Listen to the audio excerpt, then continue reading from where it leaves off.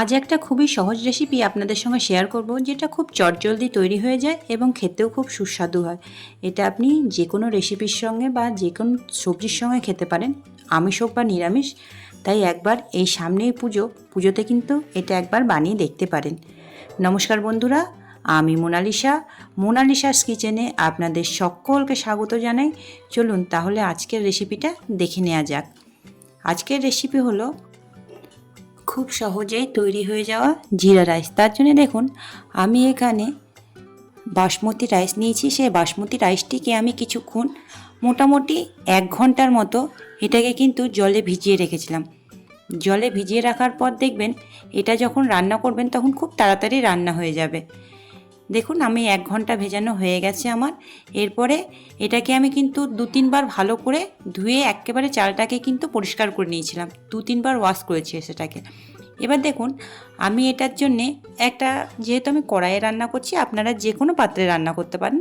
তো আমি এই কড়াইটার মধ্যে পরিমাণ মতো জলের কোনো পরিমাণ নেই, আপনি ইচ্ছে মতো জল দিতে পারেন। মানে ধরুন, চাল যতটা থাকবে তার 3 ভাগ জল দেবেন।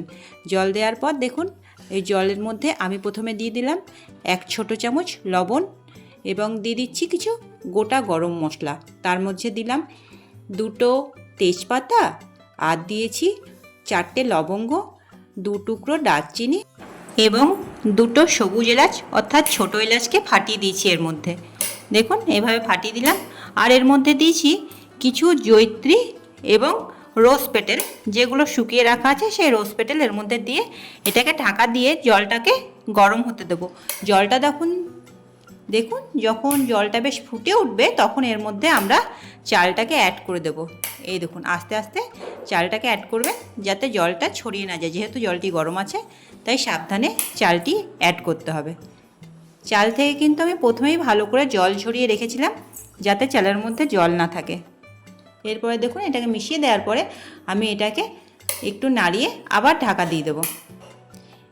এই পদ্ধতিতে রাইসটি করলে কিন্তু রাইস খুব ঝরঝরে হবে এবং যে কোনো বিগিনার যারা নতুন এই রাইসটা বানাচ্ছেন তাদেরও কিন্তু চালটা চ্যাটচ্যাটে হবে না বা ভেঙে যাবে না।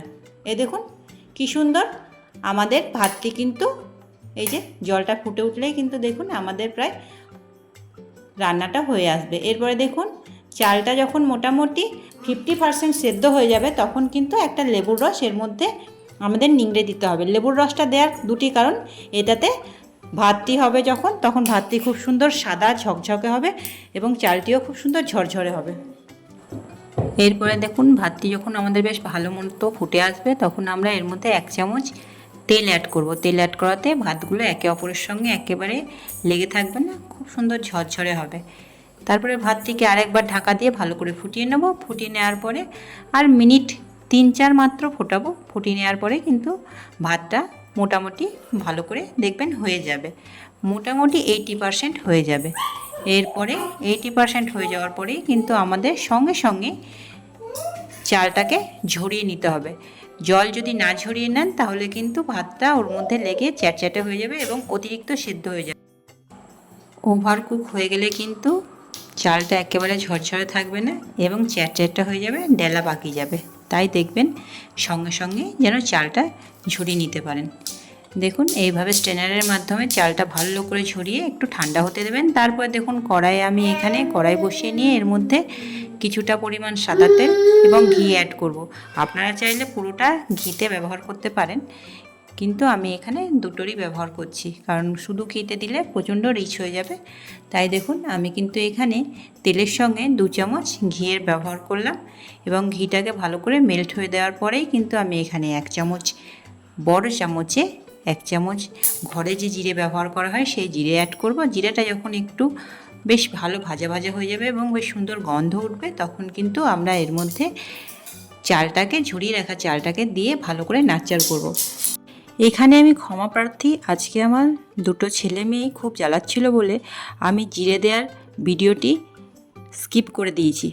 মানে আমি শ্যুট করতে ভুলে গেছি, তাই অত্যন্ত দুঃখিত আমি। কিন্তু জিরেটা যখন ভালো করে একটু ভাজা ভাজা হয়ে যাবে, তারপরে এই যে চাল দিয়ে আমি কিন্তু দেখুন নাড়চাড় করছি।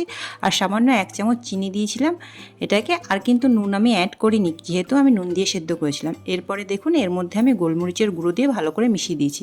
এটাকে আমি আজকে মিক্সড ভেজের সঙ্গে কিন্তু সার্ভ করছি। আপনারা যে কোনো সবজি কিংবা যে কোনো ননভেজ আইটেমের সঙ্গেও এটাকে সার্ভ করে দেখতে পারেন। খেতে কিন্তু স্বাদ হবে অতুলনীয়। তাই পুজোর সময় কিন্তু এই রকম রেসিপি একটা ঘরে না বানালেই নয়। তাই ভিডিওটি ভালো লেগে থাকলে লাইক, শেয়ার, সাবস্ক্রাইব করে পাশে থাকবেন। ধন্যবাদ, দেখা হচ্ছে নেক্সট ভিডিওতে।